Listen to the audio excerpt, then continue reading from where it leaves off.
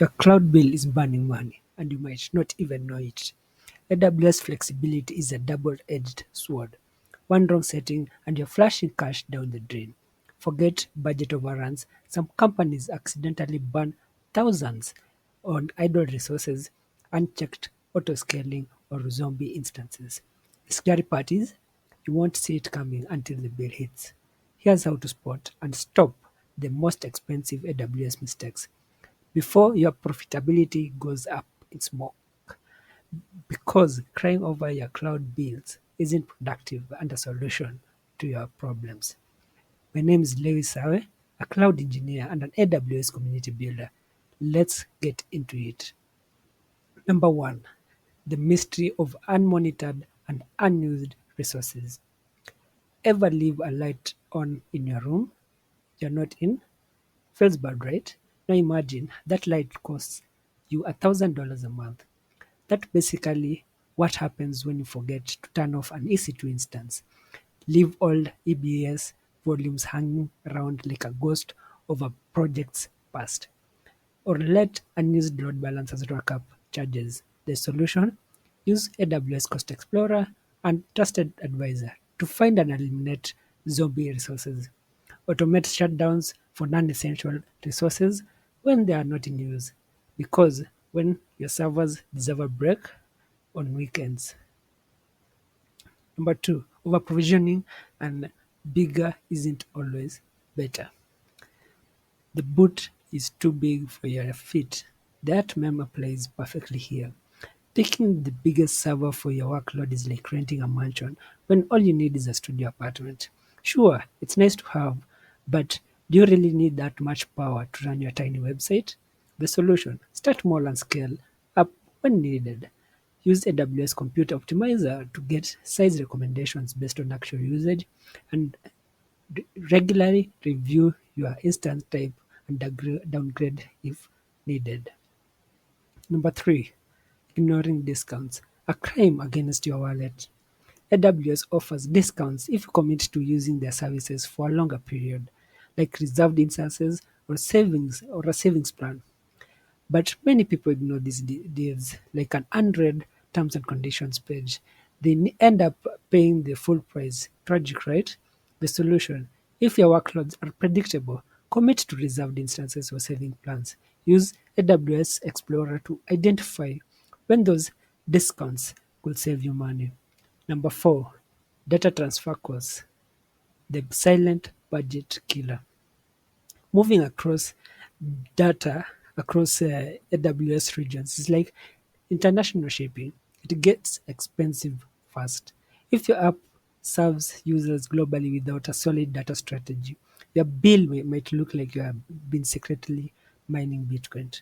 The solution: keep data within the same region whenever possible. Use Amazon CloudFront to cache data closer to users and monitor your data transfer costs and set up alerts.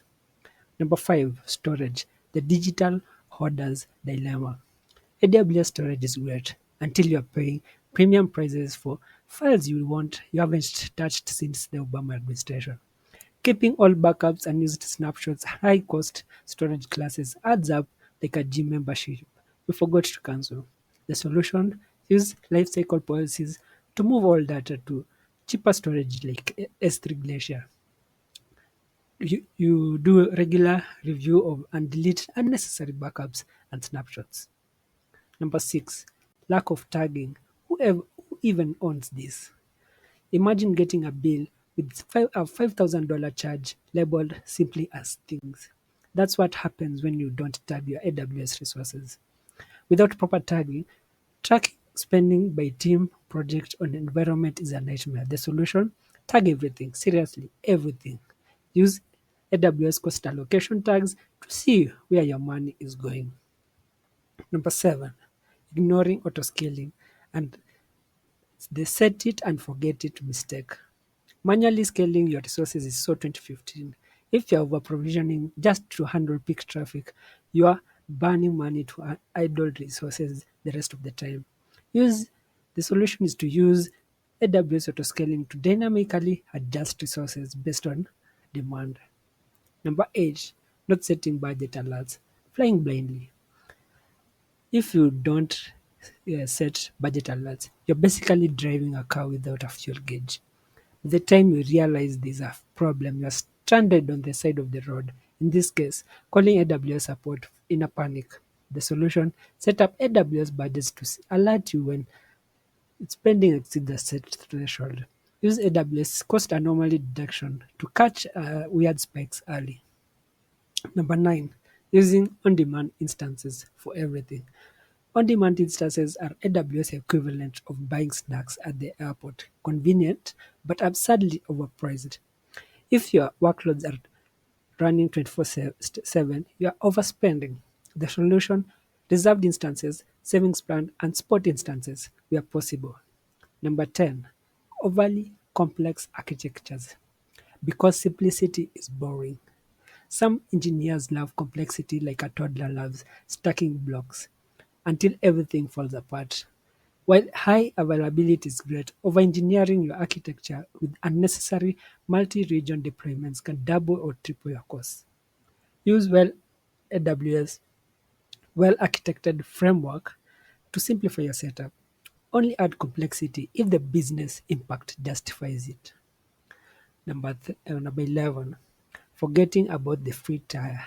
Oops, AWS offers the free tier, but if you don't track your usage, you might be paying for services you assumed were still free, like signing up for a free trial and forgetting to cancel before charge.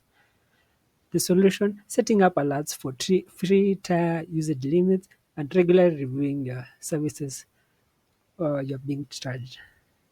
And lastly, keep your cloud be in check. So, in conclusion, AWS is powerful, but without careful management, your bill can spiral out of control faster than a group chat argument. By monitoring your usage, optimizing resources, and taking advantage of AWS cost saving features, you can enjoy the cloud without the sticker shock. Now go forth and optimize. Your wallet will thank you for it. Thank you and see you in the next one.